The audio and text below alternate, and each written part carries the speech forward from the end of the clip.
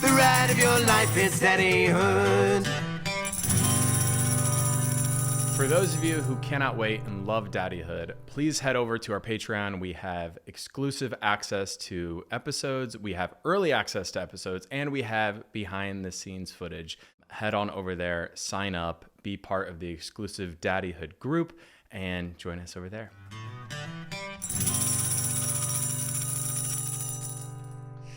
Welcome back to Daddyhood, the podcast where we cover my path to parenthood and so many other people's. Today, I am honored to have my doctor, Dr. Ringler. Thank you for joining me. Very welcome. Thanks for the invitation. All right. So we have a lot to cover. We've been on this journey now together with my husband, Jordan, for, over 2 years. I think it's over 2 years. Yeah. And I just remember so clearly when we first started, I did not know where to go. My agent at CAA was basically like, here's who you need to meet with and nobody else. So I know that I was in good hands from the beginning. So thank you for taking the time to join me. Oh, you're welcome. I want to read your bio and just so everybody knows, who you are, where you're from, and what you're all about. I'm going to butcher this word, so I'll let you go ahead and say it. Dr. Guy Ringler is a board certified in Obstetrics and gynecology and reproductive endocrinology and infertility. Boom. Okay. I could have said some of those. He is a proud partner with California Fertility Partners. As a child, Dr. Ringler grew up in suburban Detroit, the son of a barber and a school bus driver with his three sisters. You have to be so excited that the Lions are still They did trucking. amazing, right? They're Good for them. They've got a good squad this year. He graduated with honors from the University of Michigan. Another national championship. Go Blue. Yep. Followed by medical school in Detroit at Wayne State University, where he received the class award for the highest honors in... Yeah.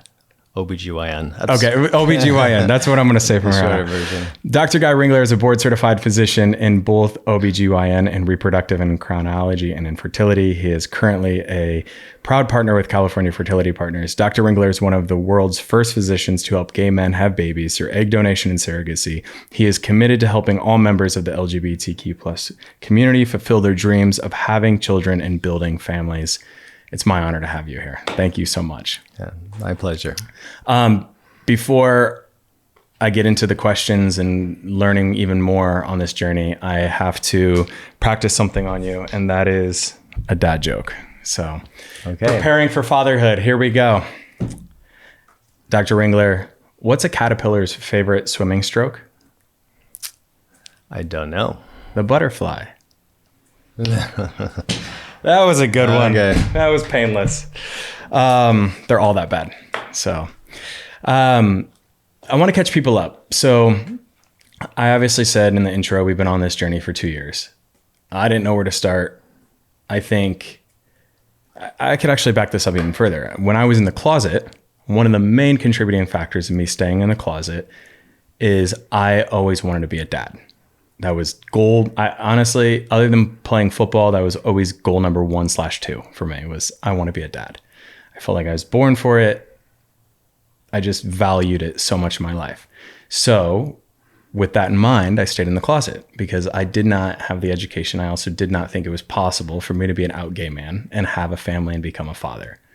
So I want to know from your position, when, on your coming out journey and also your path to parenthood, when did you realize, oh, this is something that gay men can have and can be? Yeah, I think many gay men have struggled with that idea, that thought that, oh my God, I'm gay, I can't have kids, because I was the same way growing up. I always wanted kids. I wanted to become a pediatrician in Traverse City, Michigan. I had it all planned out. And then life throws you surprises and you deal with them. And so I've always felt compelled to help gay men. And I've been helping gay men have babies for 25, almost 30 years now.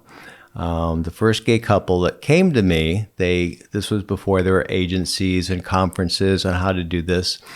They wanted to use the sister of one of the guys as their egg donor. Their neighbor was going to be the surrogate, and they found a reproductive attorney. And this had only been done a handful of cases that really weren't published. And so I literally went back to my mentor at the University of Pennsylvania because I knew this was very controversial. And I said, Jerry, can I do this case or am I going to get ostracized by the medical community? And he said, let me think about it overnight. I will call you back tomorrow. Just showing the weight of this. And were you out question. at the time? I was coming out. Got it. So I was in the process. Called me back the next day, said, Guy, treat your patient. And that was the first case. And so they came in. The sister was 42. I know you now know how important age is for women as far as its impact on fertility.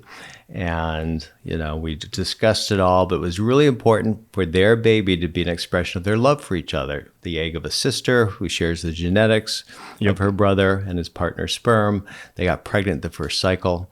So it was a beautiful story. In fact, I literally just got an email from them showing me a picture of their daughter, who's now 26. They just wanted to say hello. How special. Yeah, That's really incredible. wonderful.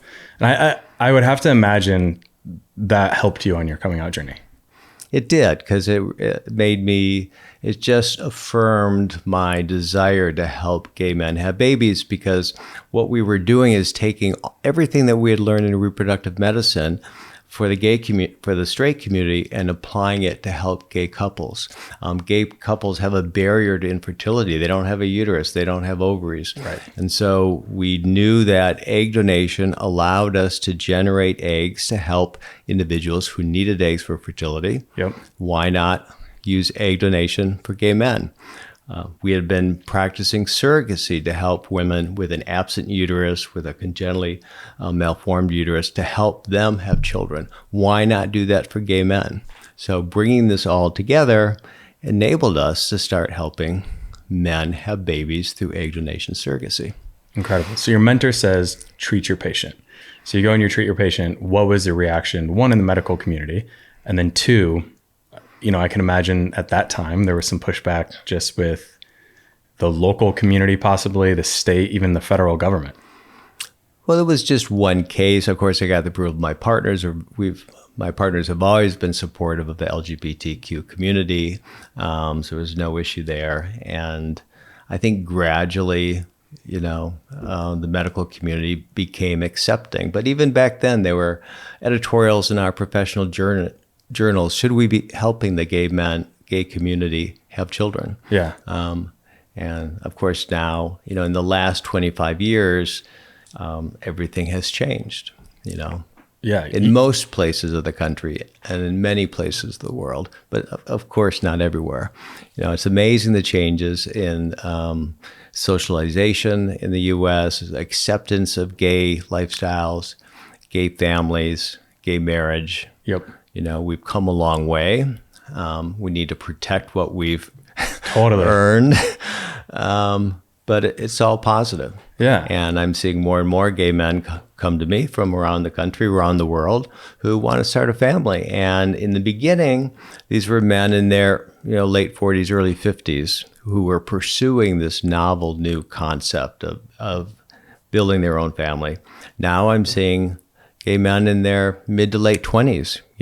They just got out of grad school, college, they became engaged and they want to plan their family. Yeah. So it's a huge change. It's incredible. And I know before we turned the mics on, you were telling me there was a definition that just got changed on the medical board. Or the American Society for Reproductive Medicine, our main professional organization, reproductive medicine, last October changed their definition of infertility to include individuals who need egg donation, embryo donation for themselves or with their partners to have children.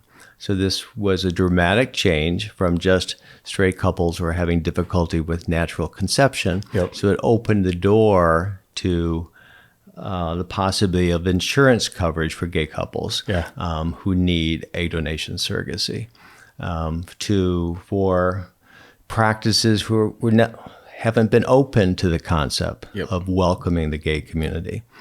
So it's a start, and we will continue to develop it. Yeah. So where are we at? I'm just curious because I don't recall. I don't think insurance is covering any of ours. insurance doesn't cover most gay men or women's fertility, maybe more so women because they have to I carry. think it's gradually changing. Okay. Here in California, some of the modern companies have modern benefits. Got it. And I do have some gay couples who have a surrogacy allotment in their coverage. So Got it really depends on your policy. I'm going to have to call SAG-AFTRA because they're going to have to start making a change. Yeah. So backing up or catching everyone back up, I didn't know where to go. Jordan and I, one of the first things we bonded over is our want for children. And we really wanted to become dads and do it together. Had no clue where to go. Didn't even know where to start. So I was talking to my agent one day and I just said, hey, this is sort of what I'm thinking. He's like, I have a guy for you. Obviously it was you. And I think, that's one of the main reasons why I wanted to do all of this was because there's not a lot of information out there. It's intimidating to start. It's sort of isolating once you get in it just because of the lack of information that's out there. And also this weird shame when it comes to fertility, both within our community, going through surrogacy and egg donation and sperm donation, and then just the barriers to entry. I think there's a lot that goes into this that a lot of people don't know. So I'm really excited to educate people listening and watching today with you and through you, just because I've been educated through this entire process with you and your team. So, Right. No, I think it's very important to share stories. By sharing stories, you open the eyes of other people in the country who, you educate them. I have this great story of a surrogate. This is like 15 years ago. She lived in a small town in the Midwest, and no one knew she was being a surrogate. Yeah. And she would go into the grocery store in the checkout counter, and women would say, "Oh, when's your baby due?" And, "Oh, it's not my baby. I'm having it for a gay couple." And everyone was shocked, And so that surrogate educated that woman who's going to tell her friends and family, you can help gay people have babies through surrogacy. Her young children are growing up knowing mommy's a surrogate for a gay couple. Gay men can have babies through surrogacy, and it's a good thing. It's a wonderful thing.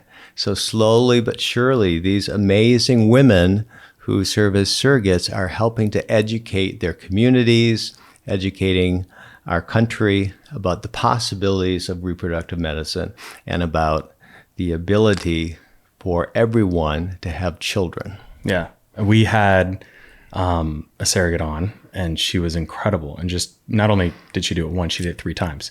And she said that was one of the more rewarding things throughout the process was explaining not only to her kids what she's doing, but to other people. I was saying like, "Oh, are you excited?"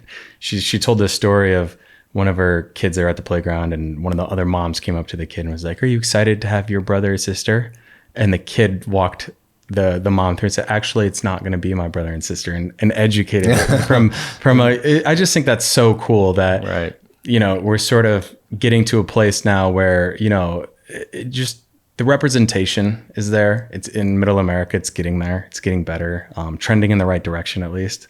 So you have to, your show will be have a positive impact. I hope so. So getting into this, we show up to your office, and the first thing you wanted to do was just test where we were at with our sperm. So I remember vividly, Jordan and I walk in, and on one of the very first episodes we had Khaled on from Legacy, which I went over my sperm results there, but I shared with him. I didn't know what to expect. I thought I was healthy, and I pride myself on working out. I pride myself on being fit. So I was like, I'm gonna have great sperm. And that was not the case. So we sit down and you sort of share the results. I know you have, you might have some there or some not, but can you talk a little bit? You can talk openly about my result. I give you all the permission to talk about the results of my sperm test. And then also just about sort of where the average is and how common it is for men to maybe be surprised by their results, where we're at right now. Sure. Men rarely go to doctors. Women go to their gynecologist every year or so, so they have frequent checkups, but men don't. Yep. So when I first meet with men, I ask them if they've ever had a semen analysis, and 95% have not. So we do a semen analysis. So a semen analysis is an assessment of the quantity and quality of sperm. Because, as we said earlier, this process takes a while. We don't need your sperm right away. Right. So we have time to improve it if we need to. So when we looked at your semen analysis, we should have 20 million sperm per ml or greater, actually 15 million per ml or greater. And initially we saw no sperm present. So looking under the microscope, the laboratory assistant was able to finally detect 4 sperm. 1 was moving a little bit and 3 were not moving. So this is a very low sperm count. So what's causing this low sperm count? So then when I talked about the medication you were on, you mentioned that you were taking testosterone. More and more men today are taking testosterone for low T. Helps them increase their libido a little bit, feel a little more energetic. But testosterone shuts off sperm production and is variable. Some men we see a little decrease in sperm production, other men we see it turned off. And once it's turned off, you just have to wait for it to turn back on. And so for you, we had to stop your testosterone and wait for it to come back. Now, fortunately, it came back within several months. I've had other patients where it can take 6 months before it comes back on. So I think for men who are thinking about having a baby, go get your sperm count checked. And if your numbers are a little low, there's vitamins, antioxidants, there's some great new products out there that we can use to help boost the sperm numbers between now and when we need the sperm. It still is like so vivid in my head of like how that went. Cause I remember walking in, we were so excited. We were like, we didn't take it lightly. We just didn't know how to take it. So we were like, oh, we're going to go jerk off into a cup and freeze our sperm and start our process to become dads. And I mean, I remember so vividly sitting across from your office in your office at your desk, and you were like, Jordan, everything looks great. It looks, you're solid. Colton, and you used, I think for him, it was, I don't think he'll mind me sharing, it was like 50 million sperm. And I was like, wow, sweet. What's mine? Like in a little bit of a competitive. And you're like, you have 5 and they're mostly dead. I was like, cool. And obviously, I didn't have 5. I had 4, and 1 was I remember too. You were like, we could get this one to work potentially. I was like, oh, that's not the answer I was hoping for. Yeah, even in men with very low sperm counts today, we can oftentimes achieve fertilization in the laboratory. But again, we have this time before we need the sperm, so we want to beef up the sperm numbers. We want to get the highest quality of sperm. It's just not that the numbers are low, but low numbers also reflect lower quality of sperm. We want the highest quality sperm to fertilize and develop good embryos. Besides medication, other factors affect sperm production, lifestyle factors. Excess of anything is bad for sperm. Excess heat in the testicles, steam rooms, jacuzzis are bad. Excess alcohol, excess exercise. I see many professional athletes who are working out 7 days a week. Oftentimes the sperm numbers are impacted by that. So we do a thorough history to see what might be impacting the sperm production and what can we do to improve it. It's interesting because that's not talked about a lot. I think that's one of the things that I've realized is I didn't even know all of those things affected my sperm. I actually, the opposite, I thought testosterone was going to help my sperm. Like just in the way that I thought about, I'm on testosterone. I'm going to, I have this incredible sex drive. I'm working out more. And my family's had low testosterone. So that's why I've been on it since after my days of playing football. It came crashing down once I was done playing. And I think that's a big misconception, is all of the things that affect sperm count. And you went over all of them and you said, are you doing any of that? And I said, I'm doing all of them. So obviously that there was some reasoning there. I think, I'm just curious, and I don't need like names or you to get too specific, but like how common is it now when men come in for that test that you have to break some hard news to them? And how does that affect you and how you've sort of gone about this? Yeah. Well, it's actually not all that common to say we have no sperm. Maybe 5% patients that come in will have extremely low numbers of sperm. But, a third of men will see, slightly decreased motility, slightly decreased concentration. And the sperm numbers can vary quite a bit from sample to sample. So if the numbers are a little off, we're just going to repeat it again just to get more data. Okay. But it's not normal to have, 4 sperm present when you're looking under the microscope. But I do see it, and it's always hard news for everyone. Because men like to feel proud of their virility. Totally. And it's a big blow. It was a huge ego hit. But fortunately, there's treatment and lifestyle modifications that can change all of that around. And you responded beautifully. Yeah. So, and I think that, this whole thing, I was planning on doing that from day one. And then I remember leaving that and I was like, I cannot talk about this. Like, I'm processing it. It's way more emotional. I never thought I would have to basically rehabilitate my sperm and like make changes in my lifestyle to become healthy. So I sort of pulled the plug on this at the beginning and I was like, no, not happening. And now that I've had time to process it, it's like, we need to start talking about this because it did feel so isolating. Whereas like Jordan couldn't even really relate to me because Jordan had 50 million sperm. I had 4. Right. It was like, how I don't have anybody to talk to about this. This is an awkward thing you don't call mom and dad on.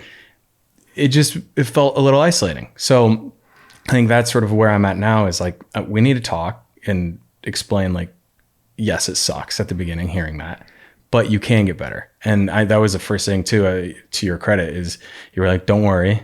You wrote 3 different things out and you're like, do this, call this person, go see this person. And then we're going to reevaluate in 3 to 6 months. And it worked.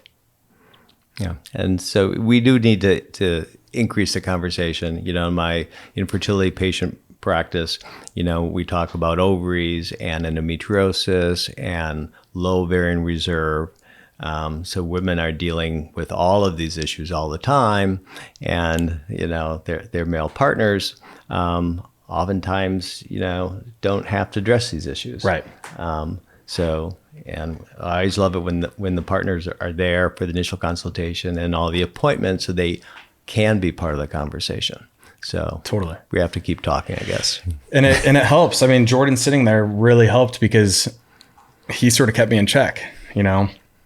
Hey, no more steam room, no more hot tub with your coffee in the morning. No more testosterone. Let's make a game plan and help me accountable, which was really cool and bonding for us in a much different way. So great.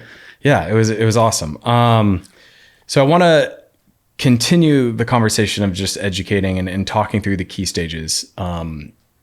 Obviously I came in, did my semen and sperm analysis with you.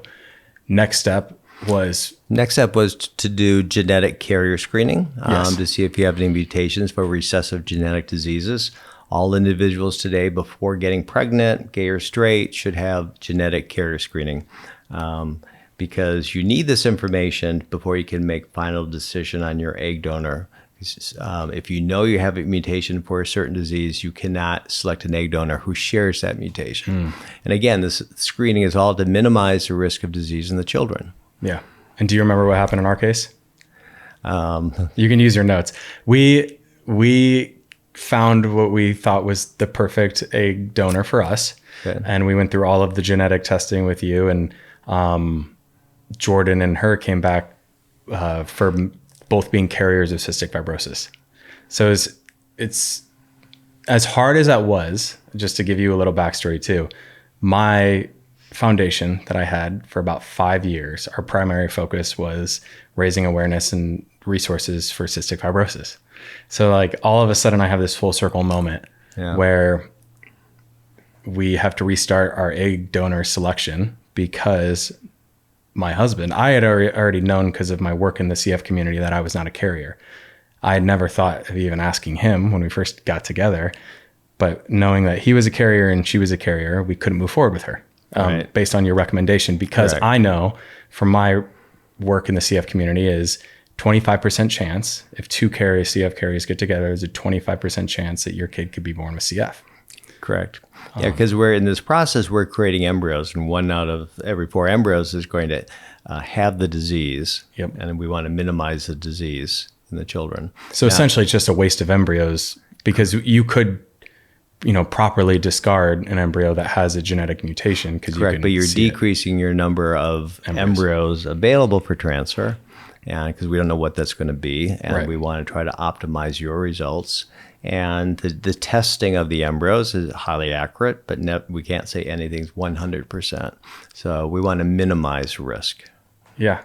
So what you have a bunch of data there. Can you walk us through some of the numbers you're looking at, some of the data that is important to you, and then what are some of the key factors and contributors to approval? Okay, so you selected an egg donor. Yeah. And you had to select another egg donor. Right. And egg donation is a very important part of the process, because not only do some of her genes become the genes of your children, but her egg number, her egg quality impacts your overall success rates.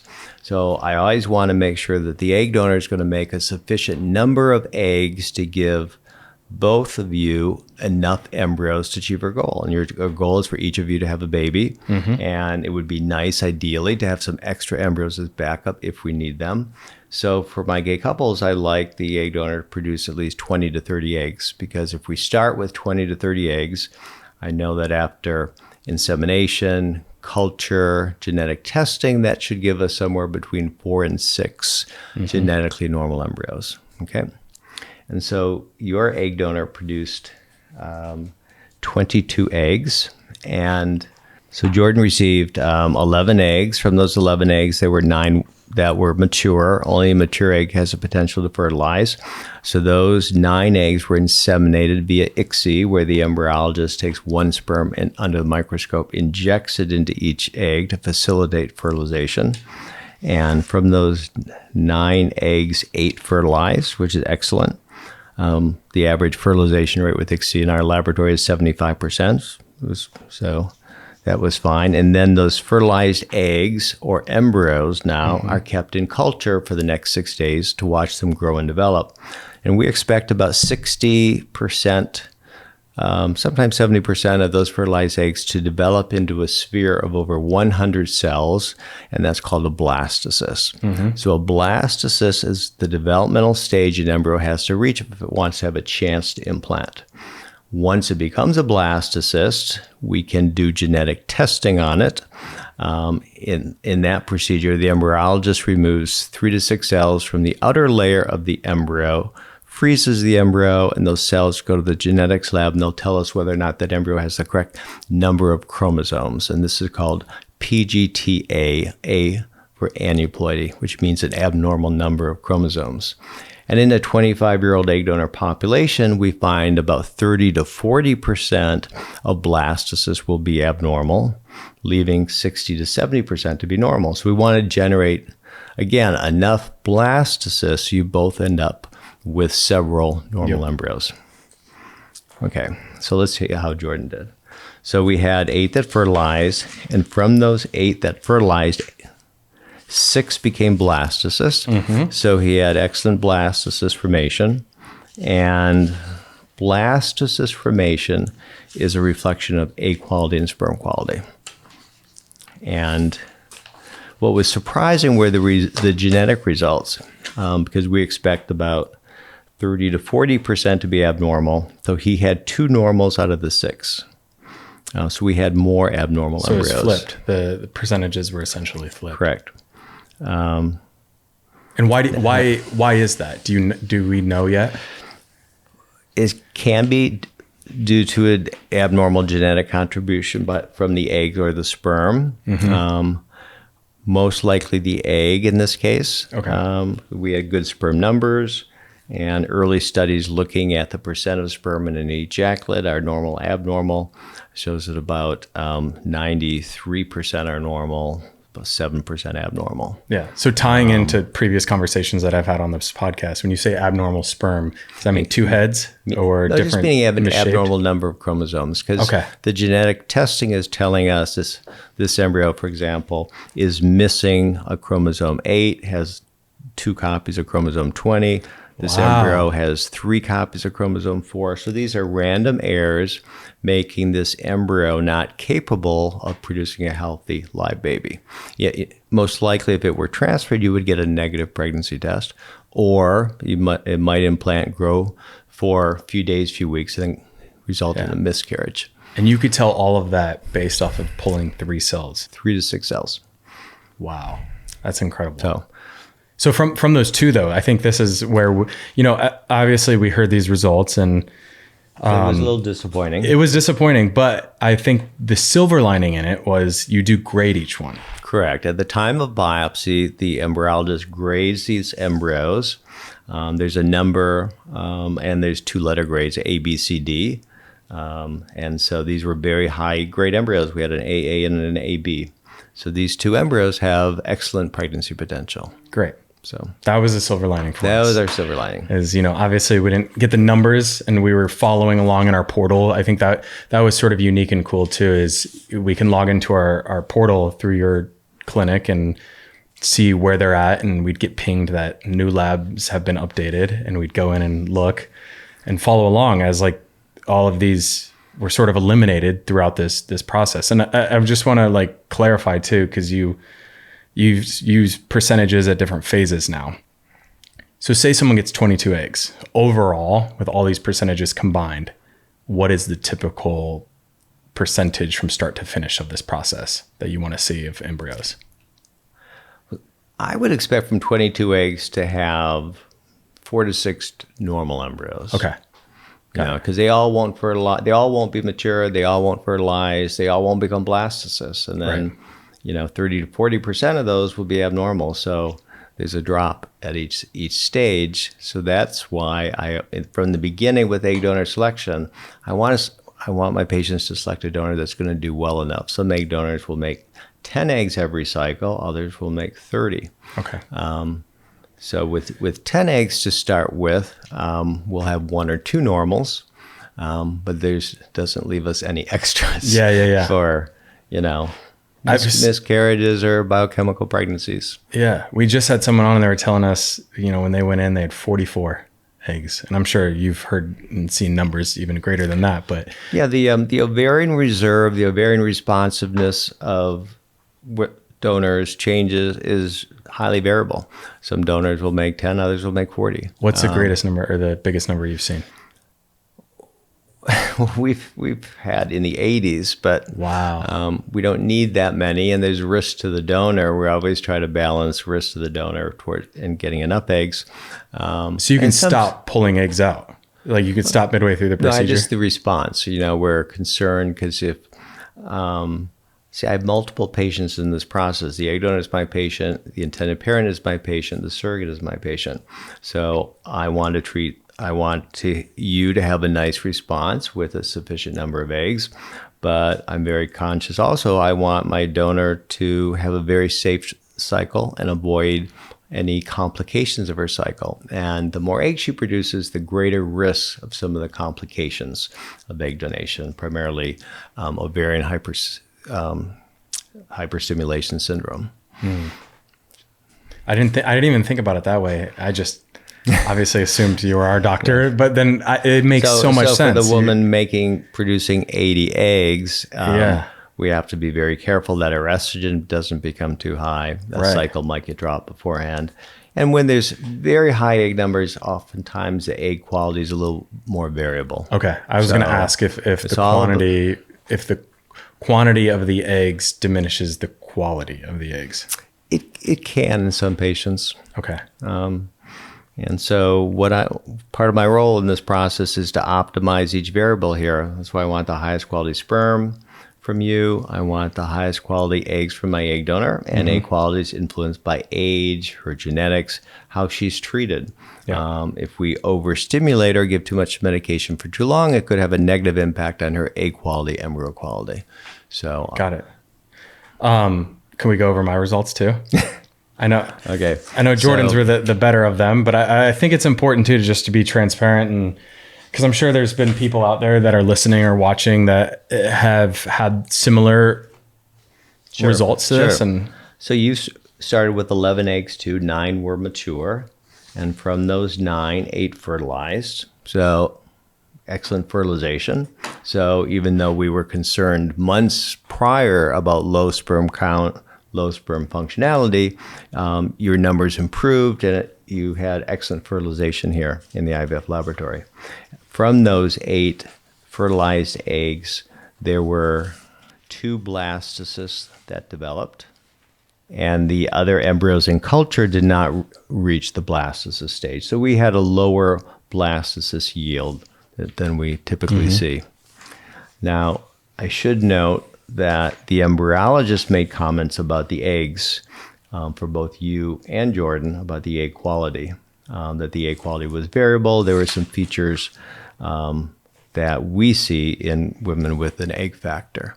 Something about their eggs is not the highest quality. Got it. I believe this was a first-time egg donor, so this is the first time she's been through this, and so this is new information about her eggs, at least for this donation cycle. So let me just... Now going back to your 2 blastocysts, you had 1 normal and 1 was abnormal, and the 1 normal embryo was a high-grade AA embryo. So end result is you both ended up with high-quality embryos, just a few less than we would have ideally expected. Got it.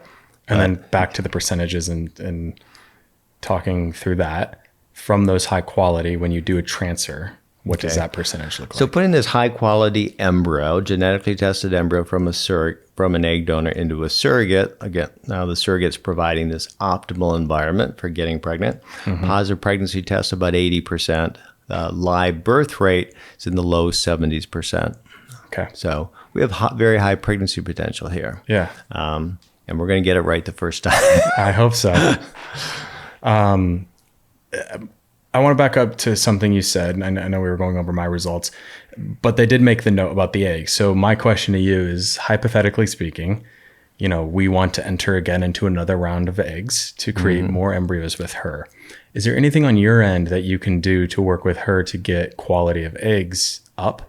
Or producing more for us and hopefully our family next time? That's a great question. Whenever we do repeat cycles, we always review the prior ovarian stimulation protocol, look at our hormone levels to see what we can tweak, what we can do a little bit differently to try to improve egg quality. And I think it's possible. I mean, there's cycle to cycle variation, but I will carefully review her prior hormonal response to see what her ovaries liked, what they didn't like, to see what changes I can make to give us higher quality eggs.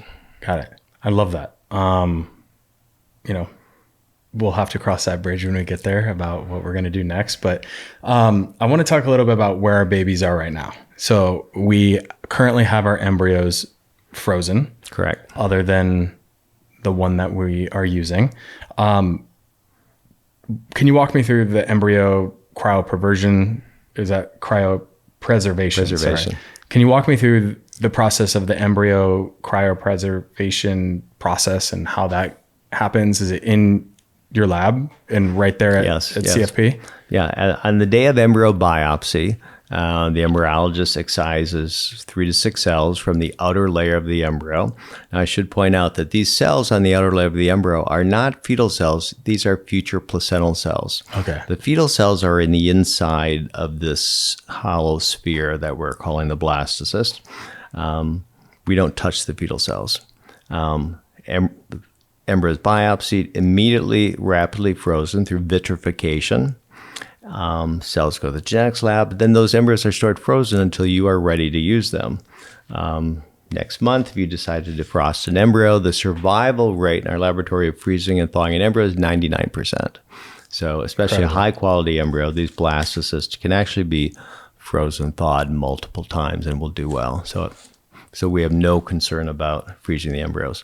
20 years ago, when we created embryos from an egg donor to go into a surrogate, we would always have the surrogate synchronized and ready to transfer. So we would do a fresh embryo transfer. Yep. Today, the standard of care has changed due to changes in embryo culture, vitrification, genetic testing. So today we freeze all the embryos without hesitation because of their high survival rate of freezing and thawing.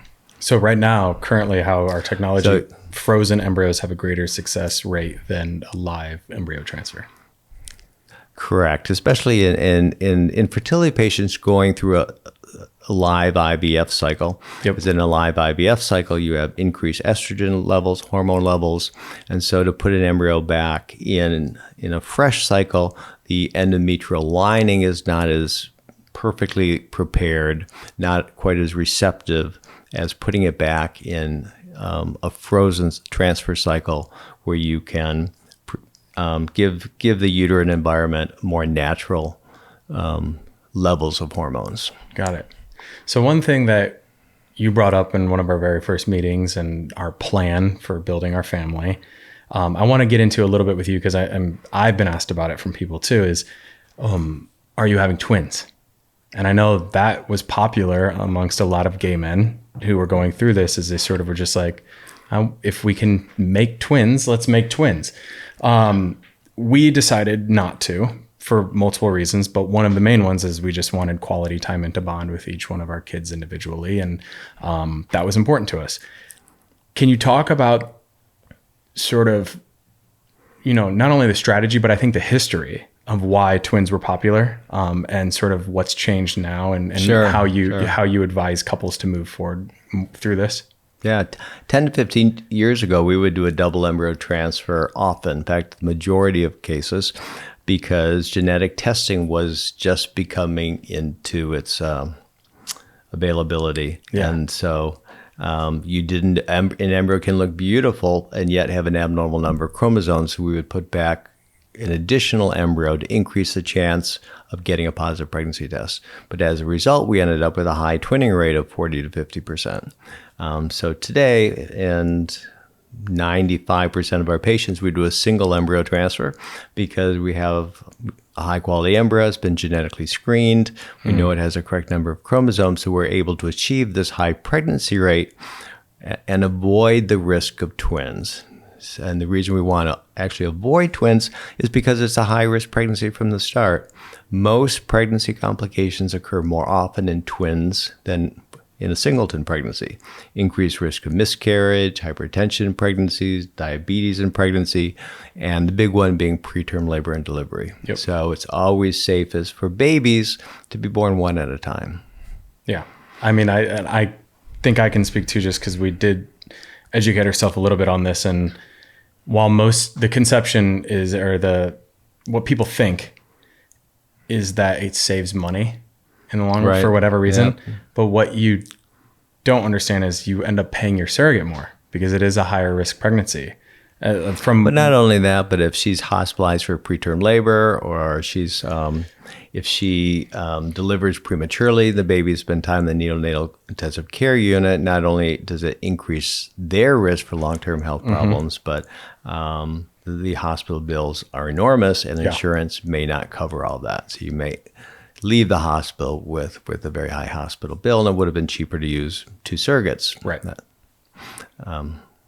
So to have two babies around the same time. I know there's a lot that goes into this. And I think that's one of the other things that's a little overwhelming in this process, is you have so many decisions to make, from the egg donor to obviously your surrogate, to then the decisions about which gender embryo are you putting in. And it gets to be a little overwhelming. Well, there's a lot of information, a lot of decisions, and that's why you want to surround yourself with a team that can help guide you through the process, from your IVF doctor, the nurses in the IVF clinic, your professionals at the egg donor agency, surrogacy agency. There's fertility consultants you can hire. If you have a very busy professional life and you want someone to help guide you through the steps, there are highly qualified individuals can help you through this process. So let's talk a little bit about that and how you create personalized treatment plans for your patients based off of age, health, all of the fertility issues that are surrounding and going into that. I'm just curious, because even like with me, immediately we're like, your numbers aren't great. Here's 3 things you can do. You sort of created this custom plan for me. Can you talk me through sort of your approach when you evaluate numbers and creating these personalized plans for your patients? Well, our approach for all of our patients is we provide very individualized care. Yep. You can't follow up this recipe like you're baking cookies. It has to be individualized because you're my patient, the egg donor is my patient, the surrogate's my patient. And so I want the highest quality sperm from you, and I want the egg donor to safely produce the best number of eggs for us, high quality eggs. And in our program, each doctor sees his or her own patients for every exam. So I see your egg donor for 98% of her ultrasound exams because I'm making very important clinical decisions off that data. So I want to collect that data myself. I evaluate your surrogate for initial medical screening. I do your embryo transfer because this continuity of care and attention to all these details, we believe, and I strongly believe, adds up to better outcomes and more personalized care. Yeah. I mean, it's incredible the focus and dedication that you guys have for and I have this patients. amazing team of nurses, embryologists that help guide our patients through this. Yeah. And we all love what we do. It's fun. We get to help make babies. Yeah. What's better than that? Nothing. I'm very, very excited. And I do want to share something because, you did mention in there, you meet with the egg donor several times before you even get to the egg retrieval. It's not like you just meet her and, do the egg retrieval. You have to walk her through medication and evaluations and meet with her and be her primary care for fertility. So your building shares an office with Cedars-Sinai as well. And that's where one of my doctors is. So I would say it was midway through the process. I had to go there for a doctor's appointment. And I obviously know what our egg donor looks like. I had seen pictures and videos and we went through the selection process. I was running late for my appointment, accidentally parked in the CFP, the fertility lot, because I was wired going there already. And I ended up sharing an elevator ride with our egg donor. I'm assuming she was coming up to see you. And I just was it was, again, one of those it happened for a reason moments. I remember calling Jordan. I was like, I got to see her. I obviously didn't say anything. We just said hello. She doesn't know that she's our egg donor, but it was such a cool moment. And how do you know it was her? Because I've seen pictures of her. Okay. I don't know. I obviously didn't say anything. We remained anonymous in this, so we wanted to keep it that way. So I was sort of protecting the contracts that we signed, and also just Jordan and I wanted to remain anonymous in it. Right. I just thought it was I was like, what are the chances that you scheduled your fertility appointment at the same time that I randomly had my doctor's appointment, and I was running late, parked in the wrong lot, shared the same elevator. So it was just one of those serendipitous moments. We're very careful to avoid patients running into their egg donor. So when we're scheduled patients in our office, they're not scheduled at the same time. Of course, you were going to another doctor's appointment. So that's how I didn't know that was discouraged. Obviously it was not planned. We just want to maintain people's anonymity. If it's important to them. Many egg donors today are open to meeting the intended parents, and intended parents, some are open to meeting, some prefer to be anonymous for personal reasons. But it's nice to have that opportunity if it's possible, because you have added information to share with your children someday. Someday your children are going to ask a lot of questions, and you will have added information to tell them. Yeah, a fun story. Yeah. If I had to go back and do it again, I would remain the same, do the same exact thing, keep my head down, but also it was a little bit of a smile because I was like, this is pretty cool. What were the chances? So I want to get into just future trends with you, what you're looking forward to in reproductive medicine. Is there anything science data wise that is in the works? Jordan has some friends from Stanford that we interviewed before coming to you, just as far as DNA sharing and splicing and being able to strip DNA from an egg and put in DNA from a sperm so that two men could have biological kids. I don't know where that's at, and I'm interested to hear if you've followed up or heard any of that from the studies. I know that there's some testing going on, but what are you most excited about in the future of reproductive medicine? Well, I think genetic testing has been very helpful in embryo selection. We still don't have the perfect in vitro test to tell us which embryo is capable of resulting in a live birth. Yep. Just because an embryo has a correct number of chromosomes doesn't mean it's going to result in a baby. We don't have 100% pregnancy rates. Why is that? Is it the embryo? Is it the uterine lining? So we need a better in vitro test to help us in embryo selection. There's a new type of genetic testing on embryos that will tell you entire genomic sequencing of the embryo. Okay. That's started with some scientists out of Stanford. I thought that's where you were going with that. So it's clinically available today. Okay. So you will know if which embryo has increased risk of cancer in the future or neurodevelopmental issues. So it's additional information that you can use for embryo selection. Incredible. So that's on the science side, but I think what we need to do better at on the social side, the clinical side, dealing with patients, is you said this process for you started 2 years ago. It shouldn't take that long, and it would be nice if we could make it easier for intended parents. So you have your sperm test to do your blood test results, you select your egg donor, and you can start treatment sooner so you can get pregnant in a more efficient manner rather than having it. Because what happens if it gets delayed and extended is patients get discouraged and the motivation starts waning, and it makes it more difficult, and it should not be that difficult. Totally. So I think we need to make this an easier process for intended parents. I love that. That's a great answer, because I can say, like, I think our fertility team consists of 9 people. So many different people have played a role in building our family, and I don't know what the answer is. I don't know how you get better at it, but it's right. It's like you have to connect all these different dots to even build your family. And it's like, why can't I just walk into one place and like someone help, and take this from me? It's getting a little more challenging today is because there's such demand for surrogates and there's a decreased supply of surrogates. So the wait time to be matched is taking longer and longer. So we need to work on that.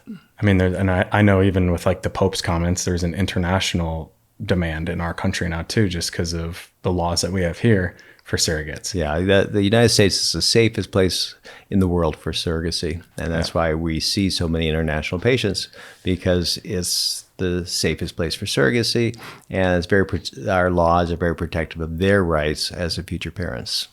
Incredible. It's one of the rare things we're leading the world in right now. Yes. So I love to highlight that. Let's play a game. Let's play some fact or fiction to help fertility. I think you have some questions on yours too. And we'll go back and forth. So here we go. My question to you is, eating pineapple core after embryo transfers can increase the chances of implantation. Is that fact or fiction? Fiction. Definitely fiction. But I have heard that, I don't want to get too crazy, but I have heard that pineapple changes the taste of semen. Is that correct? I haven't seen that study. Okay, I haven't either. Maybe it's a myth out there. Not what this podcast is about, but that's where my brain went. Sorry about that, guys. Literature out there. All right, your turn. Embryo transfer guarantees pregnancy. I know that's fiction. Okay, fiction. We wish it did. So someday when we have improved embryo selection testing, we can hopefully say 100%. We can get closer to that. Yeah. All embryos have the same genetic makeup. Fiction. Yep. The implantation window is a brief period when the uterus is receptive to the embryo for successful implantation. It typically occurs around 6 to 10 days after ovulation. I don't know anything about female reproduction, so I'm going to say fact. Fact. Oh, sweet. So you really have to time things up on your end. So you're really tracking and following everything. I'm on the email, so I know like you're checking when her last period or when her period starts, she has to start certain medications. So yeah, the frozen embryo transfers are all timed. Okay. We don't rely on the natural cycle. We give hormones to mimic a perfect natural cycle with estrogen for approximately 2 weeks, and we add in progesterone. On the 6th day of progesterone, which should be the middle of her window of implantation, is when we thaw and do a transfer. okay. So, And I know with ours too, you did a mock transfer cycle. Is that what we it's called? did a mock cycle just to cycle. fine tune our standard protocol. The endometrial receptivity assay will tell me exactly how many hours of progesterone her uterus needs to be in that receptive phase. Incredible. Stress can significantly impact fertility in both men and women. I think there's a lot of truth to that. It's not 100%. Extreme stress can affect sperm production. It can affect ovulation in women. It may impact the receptivity of the uterine environment for implantation. So stress is not a good thing, right? Yep. I have fact. So yeah, I mean, yeah, stress plays a big role in a lot of people's health in many different ways. Here, I'll give you another one. Both parents' lifestyles can influence fertility. Absolutely. Yeah. I think we went over that, especially diet, exercise, smoking, bad for both men and women, excess alcohol, excess marijuana. Caffeine. Caffeine, less of an issue. Okay. Got it.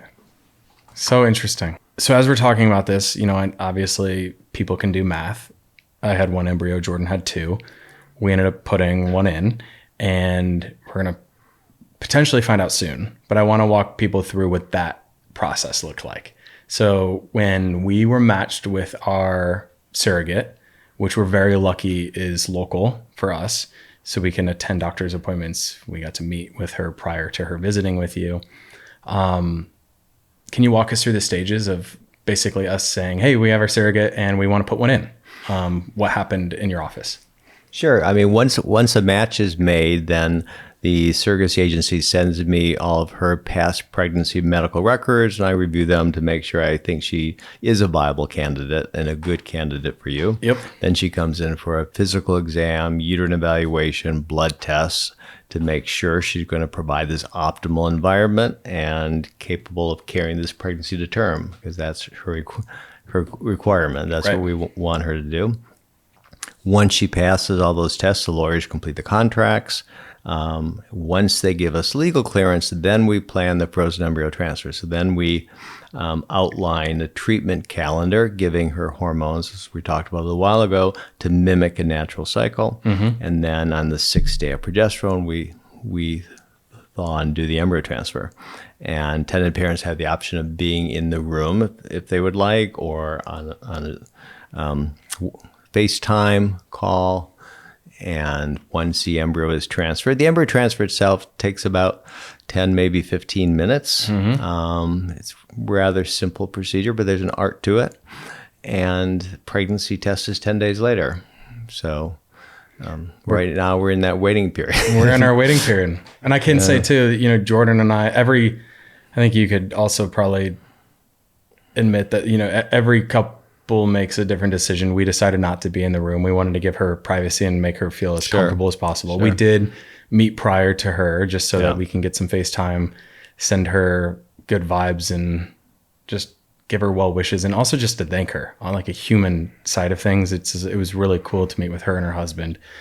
I think it's really important to show her support and caring, because she's doing an amazing thing for you. Totally. Dedicating a year of her life to help you have a baby. And one thing that I just want to bring up, just because I know when I talk to people about our surrogate and what it means and what she's doing for our family, a lot of people don't understand that most surrogates have to have a successful birth to even qualify. I think most people just assume like, oh, they don't have any kids and that's why they're doing it. And that's actually not the case. No, according to the guidelines by the American Society for Reproductive Medicine, she needs to have at least 1 pregnancy, uncomplicated, carried to term, just so she knows the experience of pregnancy, what it entails, the risks involved, and to show us that her reproductive anatomy can, withstand the stress of pregnancy. Yeah. Well, here, hold on. I have to pull it up because I was so excited when I saw it. We got this. It might be through your office. I think it is. Oh, your embryo. It's our picture of our embryo. Yeah, it's beautiful. Thank you. I think so too. It's a good-looking embryo. It's going to be hopefully a strong, independent, adventurous, courageous little baby. Yep. I just think it's so interesting and has changed the entire landscape of how I think about building families. Just watching this from start to finish, from my own trials and tribulations, which everybody has their own unique bumps in the road. And I just think right now with how everything is, it's just like, it's important that people know that they're not alone in it. So I guess right now where we're at is sort of the anxious moment for a lot of intended parents. And this, I can imagine the surrogate. Because, I always try to remove myself. I mean, obviously, yes, we're doing this to build my family, but I'm sure she's feeling some sort of pressure and also. Yeah, because she wants to give you good news. She wants to call you. In fact, when the results come in, we tell her first. Really? Because we want to give her the opportunity to share the news with you directly. Amazing. So she wants to be able to do that for you. So she's going to be coming to your office in a few days. Correct. What's going to happen at that appointment? So she'll have her blood drawn. Okay. And then a couple hours later, I'll review the blood tests, and we will call her and let her know the news. Mm-hmm. And we will ask her if she would like to tell you or if she would like us to. Most surrogates do want to call their intended parents to share the news with them. Amazing. And you do a blood test because is that more accurate than any pregnancy test? We're testing for a level of HCG, pregnancy hormone. Okay. There's a protein hormone made by the developing placenta. And by the 10 days post-transfer, we should see a significant level of HCG. And then in early pregnancy, we're going to follow the levels of HCG hormone as an assessment of how the pregnancy is doing. Got it. So right now, if she were to pee on a stick, would it show anything? Not that I'm going to ask her to. Maybe. But there's always some risk. I mean, the home pregnancy tests are good, but they're not, 100%. Okay. And so we always recommend not to do a home pregnancy test because we don't want anyone, getting discouraged if it doesn't pick up a positive. Got it. So okay, we have to wait. It's a waiting game. Yes. All right. Well, thank you so much for joining me. Welcome. It's been fun. I'm going to have you back on after, and we'll have to talk about everything that goes into, because I'm assuming, I guess I haven't even asked you this, you all the way through, does she come in to check in with you along the way, or does she just resume to her normal doctor? So I'll follow her until she's about 10 weeks pregnant. Okay. And then we'll transition her care to her obstetrician. Usually it's the doctor who delivered her children. Got it. So there's a trade-off. Okay. So you're passing the baton. Yes. So many people on our team. We're adding new team members to the. Well, you'll meet her OB and you'll get to know him or her. All of the fun things. Well, thank you so much for coming on. I appreciate it. You're welcome. And that is Daddyhood. The ride of your life is Daddyhood.